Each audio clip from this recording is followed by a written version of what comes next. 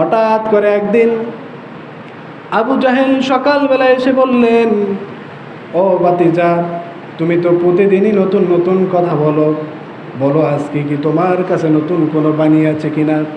আমার নবী, আপনার নবী সাথে সাথে বললেন, আজকে শুধু নতুন কিছুই নয়, বরঞ্চ আজকে এমন কিছু কথা তোমাদেরকে শোনাবো, সেই কথাটা হলো তুমি শুনে আশ্চর্য হয়ে যাবা।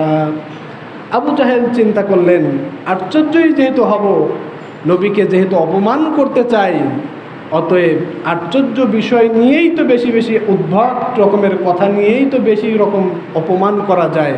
অতএব ভাতিজা, কি আশ্চর্য বিষয় সেটা তুমি আমাকে বলে দাও।